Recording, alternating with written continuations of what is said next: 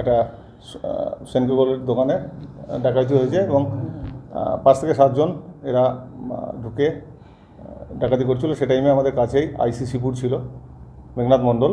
তো আইসিসিপুর খবর পেয়ে সঙ্গে সঙ্গে যায়, রানীগঞ্জের মোবাইলে কিছুক্ষণের মধ্যে পৌঁছয়। তো এদের মধ্যে ফায়ার এক্সচেঞ্জ হয়। ওই টিমটা ওখান থেকে পুরো ডাকাতি কমপ্লিট না করেই পালাতে বাধ্য হয়। আমরা পেছন পেছন তাড়া করি এবং এই গ্যাংটাই এরপরে আসানসোল সাউথে ঢুকে সাউথের এরিয়া থেকে একটা গাড়ি স্ন্যাচ করে এবং গাড়ি স্ন্যাচ করে ওরা পালাতে থাকে। তো আমাদের পেছন পেছন আমাদের টিমও যায়। এই যে গাড়িটাকে স্ন্যাচ করে নিয়ে যাওয়া হয়, এটাকে আমরা গিরিডি পুলিশের হেল্প নিয়ে আমরা অলরেডি ডিটেন করেছি।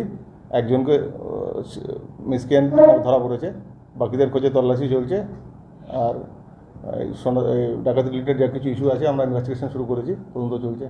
যা কিছু পাওয়া যাবে ডেভেলপমেন্ট হলে আপডেট আপনাদের পরে জানানো হবে। তার নাম আমার এখনও পাইনি, ওরা চলছে ইন্টারোগেশন। আপনার ঝাড়খণ্ডে না, সেটা এখনই বলতে পারছি না। আমাদের টিম পৌঁছেছে, জিজ্ঞাসাবাদ চলছে এখন। কত টাকার এখনই বলতে পারছি না, কারণ ওটা দোকান থেকে পাওয়া গেলে সে জানা যাবে পরে। হ্যাঁ, খুব ভালো প্লে করেছে, কারণ 7 জনের প্রায় 6-7 জনের ডাকাত ছিল। তো একা গিয়ে ওদের ফেস করেছে এবং ওরা পালাতে বাধ্য হয়েছে এবং তারপরে ও পেছন পেছন তারাও করেছে এদের। স্যার, কবি বর্ধমান, কবি আসানসোল, কবি রানীগঞ্জ, সেনকো গোল্ড को क्यों टारगेट किया जा रहा है? এটা ইনফরমেশন আমার কাছে কিছু নেই, কিন্তু এখন এটা হয়েছে এবং এটা তদন্ত আমরা করছি। নিরাপত্তা রক্ষীর আগ্নেয়াস্ত্র নিয়ে পালিয়েছিল না, ওর আগ্নেয়াস্ত্র পাওয়া গেছে, ওটা পাওয়া গেছে।